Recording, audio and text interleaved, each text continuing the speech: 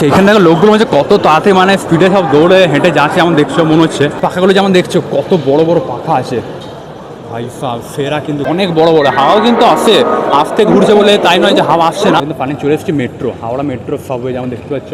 এটা কিন্তু ফাইনালি নতুন ওপেন হয়ে গেছে, এবারে কিন্তু এখানে ঢুকছে আর এখানে কিন্তু এসির পুরো হাওয়াটা আসছে। ও ভাই, কিন্তু হাওড়া মেট্রো স্টেশনে একদম ভেন্ডিং মেশিনের সামনে দাঁড়িয়ে আছে। এখানে কিন্তু দু রকমের আছে, একটা কাউন্টার আছে মানে লোক আছে ওখানে, আর ভেন্ডিং মেশিন মানে নিজে থেকে কাটতে হবে, পুরো কম্পিউটার মতো সিস্টেম করা আছে। অবশেষে কিন্তু হাওড়া মেট্রো স্টেশনে চলে এসেছি, আর স্টেশনের নাম হচ্ছে হাওড়া ময়দান। আর এর ভিতরে কিন্তু যখন মেট্রো আসবে তখন কিন্তু গেটটা খুলবে। ফাইনালি যেমন দেখছো মেট্রোতে চেপেছে আর গঙ্গার নিচে দিয়ে যাচ্ছে, বেশ হেভি লাগছে। ব্লু লাইটটা মানে গঙ্গার নিচে দিয়ে যাচ্ছে। ওকে ফাইনালি কিন্তু 5 ঘন্টা জার্নির পরে পৌঁছে গেছে কলকাতায় জামাইবাবুদের বাড়ি। তারপরে তো ব্যাগ ফ্যাগ রেখে জল খেয়ে কিন্তু জাস্ট আবার বেরোলাম শপিং মলের জন্য। এখন কিন্তু একটা জায়গাতে এসেছি, তো এই জায়গাটার নামটা কি জানে, বাট এখানে আই থিঙ্ক কোনো মল টাইপের আছে, কখনো মেট্রো হোলসেল বলে লেখা আছে। এখানে মানে সব জিনিসপত্র সব কেনা যায়।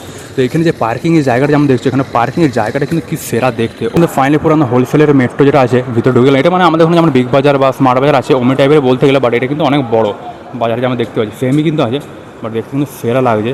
বাজার থেকে বেরিয়ে কি দেখতে পেলাম, ও ভাই সাহেব পুরো লেজেন্ডারি গাড়ি হিন্দুস্তান মোটরসের কিন্তু অ্যাম্বাসেডর, পুরো ব্ল্যাক কালারে কি লাগছে দেখতে লুকটা, মানে একদম সেই ক্লাসিক হয় না। গুড মর্নিং গাইস, আমরা কিন্তু ফাইনালি বেরিয়ে পড়েছি মন্দারমণির পথে। এটা হচ্ছে পুরো মেন রোড, যেটা কিন্তু বাড়ি থেকে জাস্ট 100 কি 150 মিটার হেঁটে আসছিল। ফাইনালি কিন্তু আমাদের বাস চলে এসেছে যেমন দেখতে পাচ্ছ, পুরোটা কিন্তু এসি আছে। এখন কিন্তু বাস ছাড়ার অলমোস্ট 2 ঘন্টা পরে সবাই কিন্তু দাঁড়ালো ব্রেকফাস্টের জন্য। তো সবাই কিন্তু যেমন তাই খাচ্ছে, বাট আমি অনলি খাচ্ছি ডাবের জল। তাই ফাইনালি কিন্তু চলে এসেছি একদম আমাদের রিসর্টে। তো আপাতত একটা গার্ডেন টাইপের মানে বাচ্চাদের খেলার মতো জায়গা করা আছে, ওইদিকে পুল টাইপের ছিল। পুলে কেউ লোক ফোক ছিল না দেখলাম।